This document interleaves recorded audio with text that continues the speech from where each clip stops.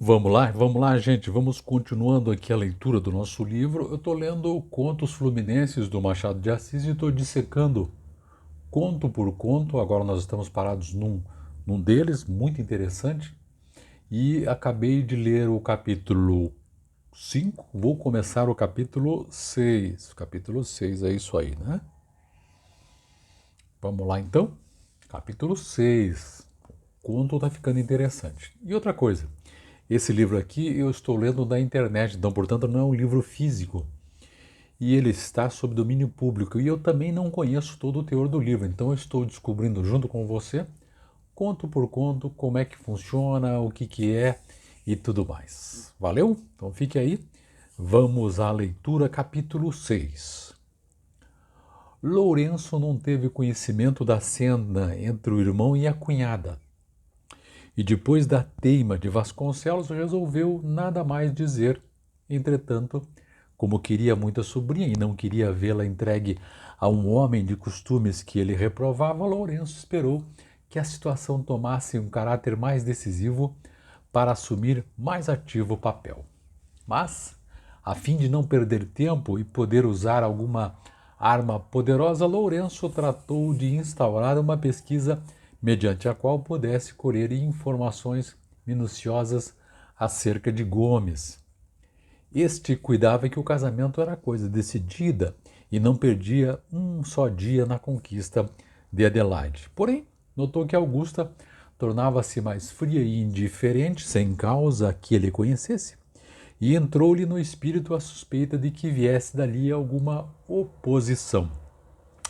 Quanto a Vasconcelos, desanimado pela cena lá da toalete, né, quando ele conversou com a mulher, esperou também dias melhores e contou sobretudo com o império da necessidade. Um dia, porém, exatamente 48 horas depois da grande discussão com Augusta, Vasconcelos fez dentro de si essa pergunta: Augusta recusa a mão de Adelaide para o Gomes, por quê? De pergunta em pergunta, de dedução em dedução, abriu-se no espírito de Vasconcelos campo para uma suspeita dolorosa. Amá-lo-á ela? Perguntou ele a si mesmo.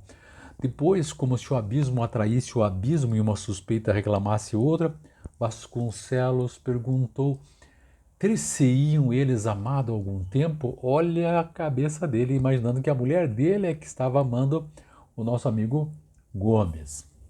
Pela primeira vez, Vasconcelos sentiu morder-lhe no coração a serpe do ciúme. Do ciúme, digo eu, por eufemismo. Não sei se aquilo era ciúme, era amor próprio ofendido.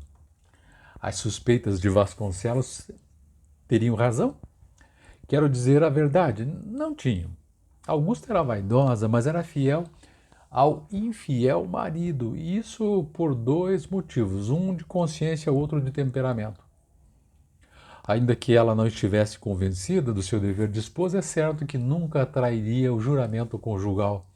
Não era feita para as paixões e não, a não ser as paixões ridículas que a vaidade impõe. Ela amava antes de tudo a sua própria beleza, o seu melhor amigo era o que dissesse que ela era a mais bela entre as mulheres.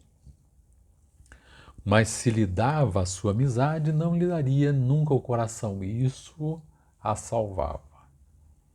A verdade é esta, mas quem o diria, Vasconcelos? Uma vez suspeitoso de que a sua honra estava afetada, Vasconcelos começou a recapitular toda a sua vida. Gomes frequentava a sua casa há 6 anos e tinha nela plena liberdade. A traição era fácil. Vasconcelos entrou a recordar as palavras, os gestos, os olhares, tudo que antes lhe foi indiferente e que naquele momento tomava um caráter suspeitoso. 2 dias andou Vasconcelos cheio desse pensamento, não saía de casa. Quando Gomes chegava, Vasconcelos observava a mulher com desusada persistência. A própria frieza com que ela recebia o rapaz era, aos olhos do marido, uma prova do delito. Estava nisto quando, na manhã do terceiro dia, Vasconcelos já se levantava cedo. Começou a levantar cedo. Entrou-lhe no gabinete o irmão, sempre com ar de selvagem costume. A presença de Lourenço inspirou a Vasconcelos a ideia de contar-lhe tudo. Lourenço era um homem de bom senso e, em caso de necessidade, era um apoio. O irmão ouviu tudo quanto Vasconcelos contou e, concluindo este, rompeu o seu silêncio com estas palavras. Tudo isso é uma tolice. Se tua mulher recusa o casamento, será por qualquer outro motivo que não esse. Mas é o casamento com Gomes que ela recusa. Sim, porque lhe falaste no Gomes. Fala-lhe em outro, talvez recuse do mesmo modo. Há de haver outro motivo, talvez Adelaide lhe contasse, talvez ele pedisse para opor-se, porque tua filha não ama o rapaz e não pode casar com ele. Não casará. Não só por isso, mas até porque acaba. Até porque este casamento é uma especulação do Gomes. Uma especulação? Perguntou Vasconcelos. Igual a tua, Lourenço, disse Lourenço. Tu dás-lhe a filha com os olhos na fortuna dele. Ele aceita com os olhos na tua fortuna. Mas ele não possui nada, está arruinado como tu. Indaguei e soube a verdade. Quer naturalmente continuar a mesma vida dissipada que teve até hoje e a tua fortuna é um meio. Está certo disso? Certíssimo. Vasconcelos ficou aterrado. No meio de todas as suspeitas, ainda lhe restava a esperança de ver a sua honra salva e realizado aquele negócio que lhe daria uma excelente situação. Mas a revelação de Lourenço matou-o. Se queres uma prova, mande chamá-lo e dize-lhe que estás pobre e por isso lhe recusas a filha. Observa-o bem e verás o efeito que as tuas palavras lhe hão de produzir. Não foi preciso mandar chamar o pretendente. Dali a 1 hora apresentou-se ele em casa de Vasconcelos. Vasconcelos mandou-o subir ao gabinete.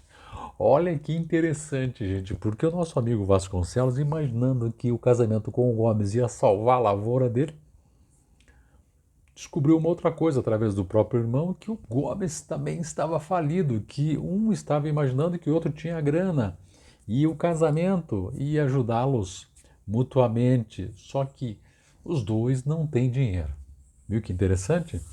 Aqui eu terminei o capítulo 6, capítulo 6, logo voltamos com o capítulo 7, fique por aí. Nós estamos lendo então Machado de Assis, Contos Fluminenses, estamos vendo conto por conto, dissecando linha após linha, e eu quero que você deixe o seu joinha, o seu ok, seu like e o seu comentário se lhe agrada esse tipo de leitura, se as coisas estão indo bem, enfim, e se as coisas estão todas boas nesse sentido. Valeu? Mas fique aí, já eu volto com o capítulo 7. Abraço!